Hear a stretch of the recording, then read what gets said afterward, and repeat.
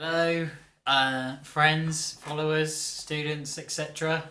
So this is just a very quick second follow-up video to my unboxing video that I did of this guitar, my Dean ML Select, and just how I feel about it now that I suppose you could say the honeymoon phase is over. How long a honeymoon phase lasts with a guitar with a Floyd Rose on it, that is a different question. But this is my follow-up video for it now that I've had more time with it, now that I've done a setup with it, and I've played around with it a lot. What do I think? Long story short, I love this guitar. It's wicked. I actually, around the same time I ordered this, I ordered another guitar. I ordered a Solar. I mean, we in the UK would call it Solar because Queen's English and all that. And that was going to be like my sort of staple guitar for playing metal on, I guess. And I pretty much just ordered this one because I was semi-drunk and I just really, I don't know, I just took one look at it and was like, I don't know, I need to have that.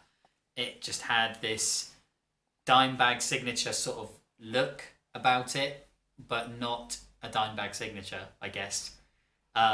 It kind of somewhere in between like a sort of hot-rodded Gibson, because of obviously the quilted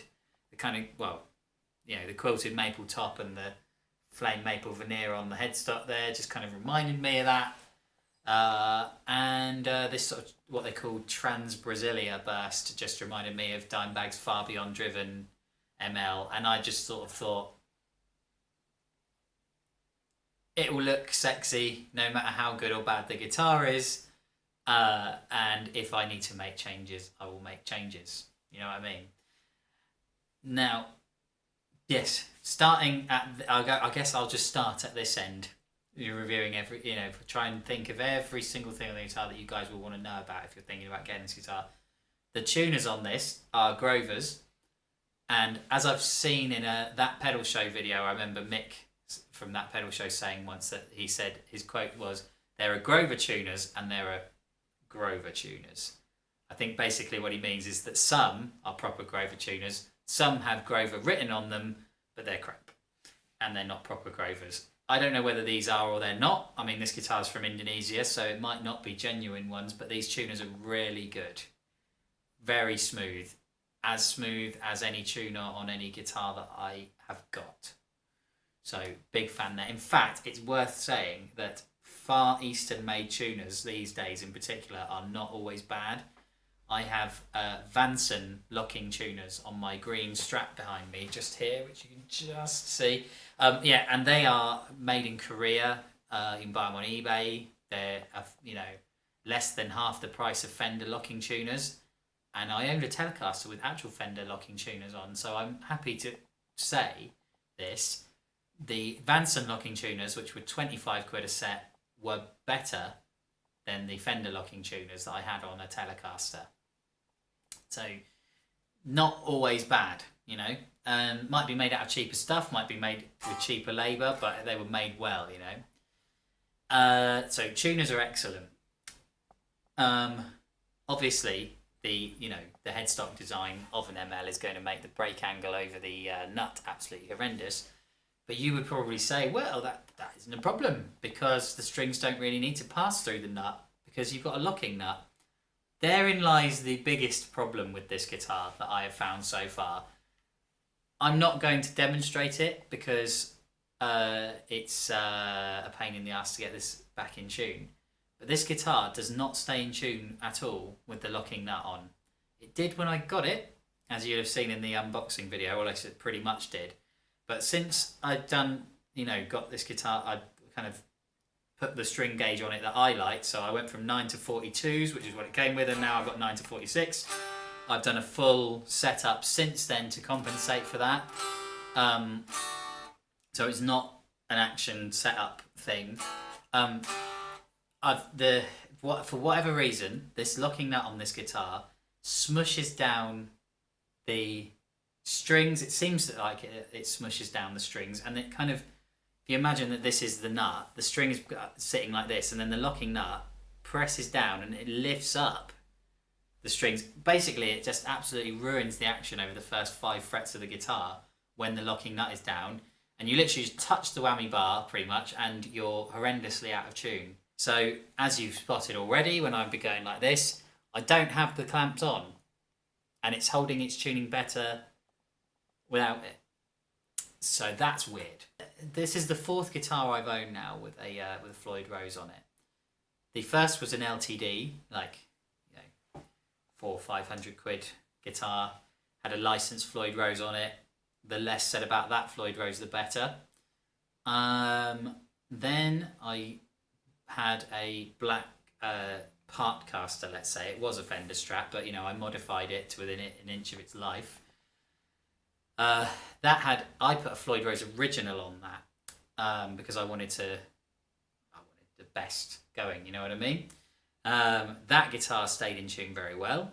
You know, as you might have seen in one of my other videos, it stayed in tune very well without a locking nut. Then I still have a PRS that came with a Floyd Rose 1000 series, which is the same that is on this guitar at the moment.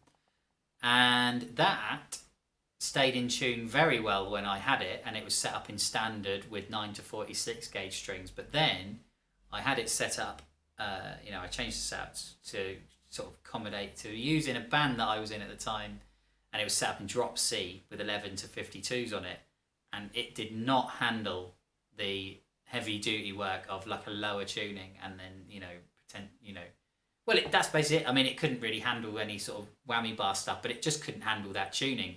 It was going out of tune when I palm muted, so even just resting a bit on the strings was pulling the thing sharp a little bit. Whether that meant I had to add a spring, maybe I could have done that, but I was kind of sort of thinking like, well, I mean, I like how it feels, it's just not staying in tune. So I swapped that out for a Floyd Rose original, and now it's, you know, what I'm getting at here though is that, like, you know, my thinking on Floyd Rose has always been, for the best part of 10 years now, has been you get Floyd Rose original, or that, you know, prepare yourself for problems. Even Floyd Rose originals sometimes have problems. They're not perfect, but they are solid as hell. It's, at least that's my experience. There might be other people out there going, nah, I've got guitars that have got a licensed Floyd Rose on it that stay in tune, and ones with originals that don't. That's just my experience. But yeah, this Floyd Rose on this guitar is doing okay. You know, if I give it some.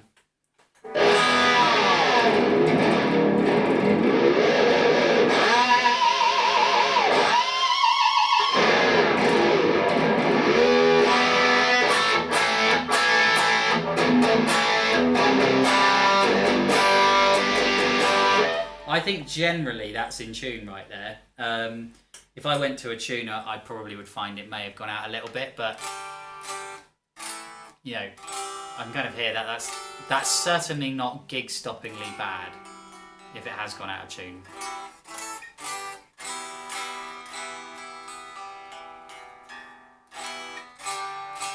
But I'm sure if you've had a guitar with a Floyd Rose on before, you know kind of what I'm getting at here. It is hours and hours of retuning, you know, getting the setup absolutely spot on. That's true of most Floyd Rose guitars, but one thing I found about this guitar since having it, obviously I took the 9 to 42s off, put 9 to 46 on. I've even, briefly, for a Van Halen cover that I did on my Facebook page, put it in E flat for a little bit. And that even just if the setup on this guitar, right, is off slightly, it doesn't stay in tune. You can kind of tell when you've pretty much got the balance spot on, which is where it's at the moment. But it's very delicate. It's things like, you know, if the neck if the relief in the neck isn't right, the strings will not pull enough. They'll be too slack because they might go like this, and then the strings are looser, and then the balance of the spring and string tension won't be right. if the bridge is not flat to the body, you know, if it's pulling too far, if it's pulling not enough, you know, you're not going to stay in tune because the balance of the spring and string tension isn't right. If the bridge is too high, even if you've got the bridge flat, it doesn't seem to want to stay in tune because the tension is on the strings is more because the bridge is higher. Like, I just have found with this guitar that and most Floyd Rose guitars, is like a lot of guitars have like a tolerance to them in terms of, you know, you can make the setup like slightly wrong to suit your tastes. Like, you know, Stevie Ray Vaughan used like, what was it, like 12s and played in E flat or something like that and had an action of about a meter because of the guitar that he was using and the way that he set it up. That's fine because it's his personal preference. If you did that on this guitar or any guitar with a Floyd Rose, forget about it. It isn't going to perform. It isn't going to stay in tune. A Floyd Rose setup has to be right or it doesn't work. You know what I mean? Or it has to be as close to right as possible. And I'm not saying that my Floyd Rose setups are right and everybody else is wrong. Not at all. I'm just saying, like, I had to really work at this to get it in tune. But that is true of a lot of Floyd Rose guitars. It's just this one seems to be very sensitive. So if you do get this guitar, get it professionally set up would be my advice. And, you know, your one might turn up and the locking nut actually works. And, you know... Now, sorry, I was going to go this way and I haven't because I went headstock, nut, bridge. So now I'm going to talk about the neck. The neck is brilliant. The neck is awesome. It's like if I go this way, obviously like this, and I try and feel the fret ends, that you can feel a little bit. You know, it's not like that sort of thing you get when you pick up some guitars that, you know, are, you know, been handmade and are like custom shop things and it feels just, you know, like they're not even there. It's not like that. You can feel the fret ends, but it's certainly not horrible, and it's certainly not the worst of any of the guitars I've got. You know, it's not like when I go like this, it actually hurts. And to be honest, most of the time when I'm playing lead stuff anyway, I don't touch that area, so, you know, it doesn't really bother me. The frets on this guitar are enormous. I don't know whether I'm making this up, whether I saw on Dean's website when I was looking at this guitar that these frets are called extra jumbo. I mean, if they should be if they're not, because, I mean, I have guitars, all of my guitars have big frets on them. I love guitars with big frets. My Strat has jumbo frets. My Les Paul Studio Pro has narrow tall, and these are bigger than the jumbo frets on my Strat. They are enormous. But it makes the guitar really fast. Like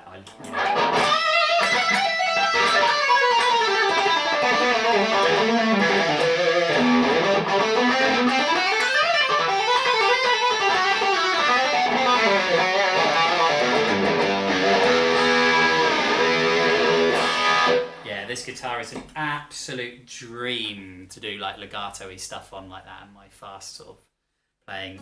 Yeah, neck's amazing. The neck's got this, you almost certainly aren't going to be able to see this on the camera here, but the back of the neck has a satin finish, and the body obviously is gloss, so you can get all the nice shiny, you know, reflections of the this maple, you know, quilted maple top. I think this might actually be a full-on maple top and not a veneer, because every single one of these I've seen on the internet, the top looks slightly different, which makes me think that they have actually selected different bit of wood. When I did my unboxing video, I was worried that this guitar might have had a neck dive, which you'd completely understand because this headstock is huge. But I have to say, standing up with it, even if I go like this and like try and make the headstock fall down, it doesn't. It's actually a very, very nicely balanced guitar, this. So yes, no worries about a neck dive. It does weigh quite a bit, as I'm sure you can imagine, but you might be able to see I've got this, is it Levi or Levi's? But yes, this strap is chunky and, you know, thick, you know, leather thing. It takes a lot of the weight off. I would massively advise getting a strap like that if you're going to get a guitar like this. Because because a normal strap really does your shoulder in, you know what I mean? You need to spread the weight out. And then the pickups. I had no idea what pickups were in these when I ordered this guitar. I thought, well, Seymour Duncan, they make so many different pickups, Seymour Duncan. It's impossible really to look at that brand and say, I will like that or I won't. I'd be hard. I think you'd be hard pressed to find any pickup brand that has more models, if you like, off pickup than Seymour Duncan. I think DiMarzio might push them pretty close, but Seymour Duncan make literally every single type of pickup you can think of, pretty much. So it's impossible to sum up an entire pickup brand. You know, most people do that though. Most people say they don't like EMGs, for example, but they're literally just thinking of the EMG 81. You know, I'm not saying. To tell you the truth, I don't really know of any EMG sets personally that I like, but I would never judge an EMG pickup just because it says EMG on it and I'm going to think to myself it's going to sound like an 81. I think a lot of people think that when they think of Seymour Duncan, especially if they're a metal player, they think of like the Duncan Distortion, and then maybe like the 59, because 59 in the neck, it seems to be like a done thing on a lot of guitars. I found out since that this bridge pickup here is a Trembucker, and this neck pickup is an Alnico Pro, I believe it's called, and this is actually the neck pickup of choice of Slash. So he has this in quite a few of his Les Pauls. And I have to say I can see why, because the neck pickup has what I can only describe as a almost scooped bass and like low mid sound, and you get so much of like it gives you so much of the pick attack through it, and there's no mud with it at all, you know.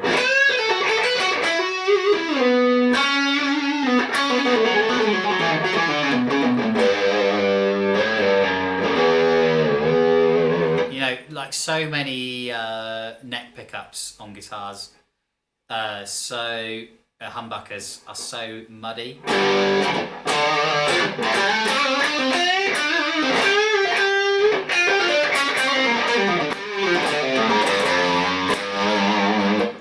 But I big fan of the neck pickup, and the bridge pickup is also brilliant. So the Trembucker, I don't know why it's called that. The Trembucker has this, it's obviously a lot more high output than the neck pickup. In fact, you actually find bass-wise, you know, in terms of fatness and fullness, this guitar's almost the opposite of what you'd expect. In that the neck pickup actually has a bit like scooped bass, and then the bridge pickup has more than normal. So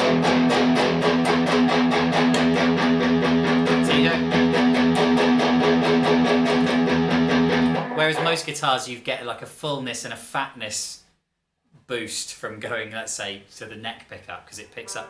This, it's almost the reverse. There's a real like pushed mid-range sound to this Trembucker, this bridge pickup.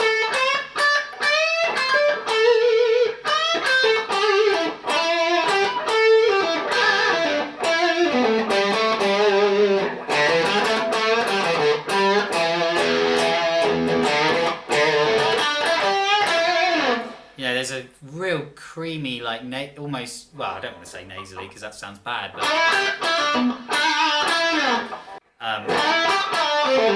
but right now when I'm doing all this bridge pickup stuff, there's no pedal on,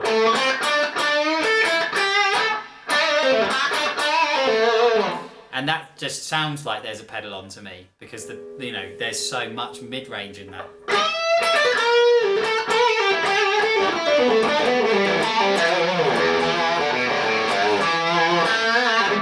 Now I'll put that pedal on.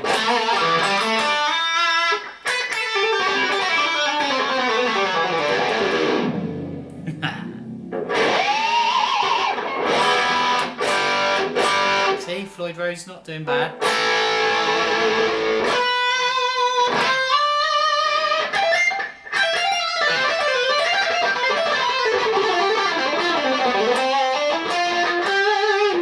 So really, with the combination of the neck being very fast and the bridge pickup being very like having a nice creamy mid-range, and the neck pickup having a real brightness and clarity to it, this guitar really is superb for soloing on. Out of all of my guitars I own, it's the best lead guitar that I've ever had, I would say.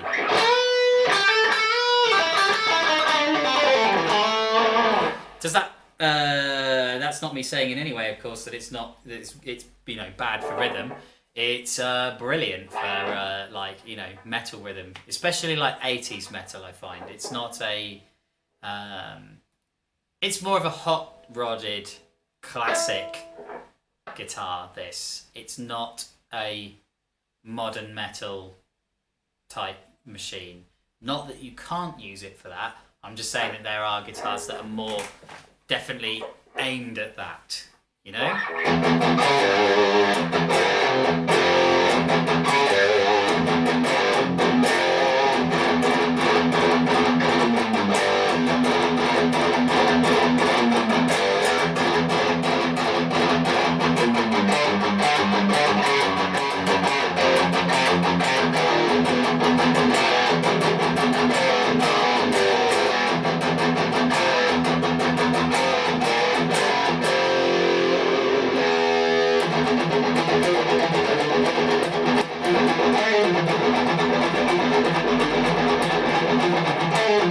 This is what happens when you've not prepared anything and you're trying to improvise metal riffs. It's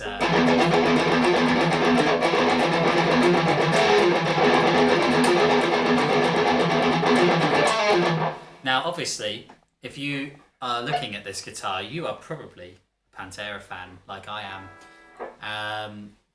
But I specifically, when I got this guitar, I didn't want a Dimebag signature.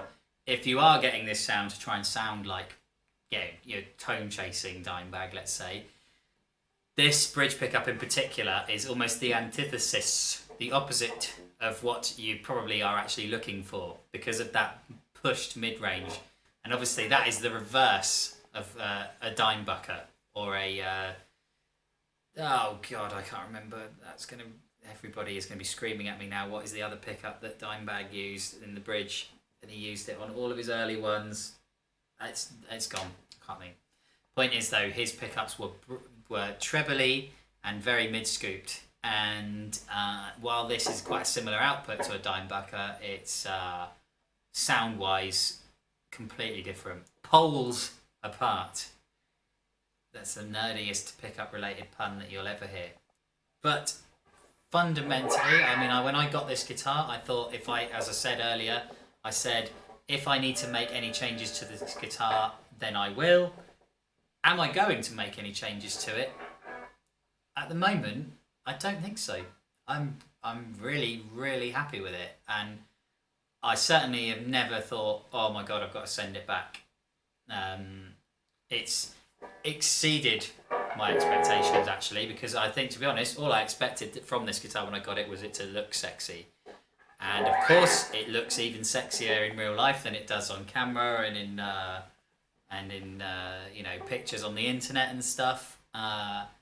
And yeah, I'm not in any metal bands, but especially this year with the playing at home a lot more, it's got me in touch with more of the sort of music that I like to play when I was in my teens and not in bands, which was metal and like technical music and just thrashing along to stuff,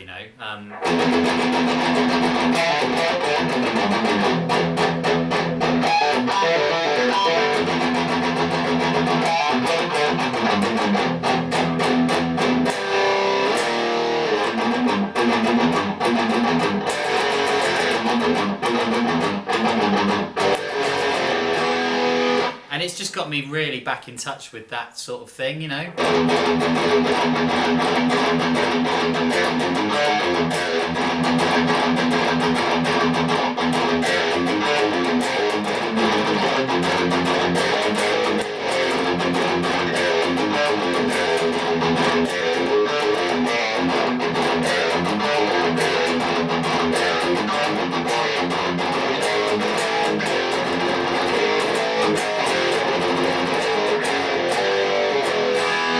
improvise metal riffs.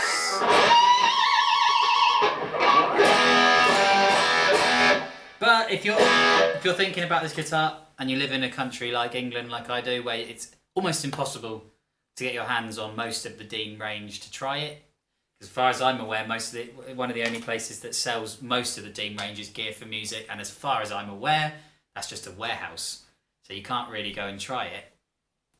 But if you are thinking about this and you want a guitar that looks awesome, absolutely awesome, and you want to play metal on it, yeah, I would highly recommend this guitar. You do obviously, as I say, you need to know what you're doing with a Floyd Rose, or you need to pay someone who does, but this guitar is sick, and I've fallen in love with it more and more as the weeks have passed. So yeah, big fan.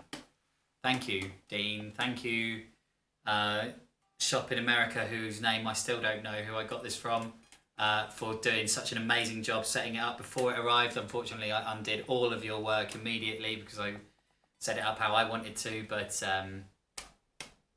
yeah. One last look for you guys on the camera up close. It is an amazing top. As I say, I think it is an actual top because the other ones I've seen on the internet look different. The headstock is the same on all of them though, and that makes me think veneer for that. Yes. Peace out, guys.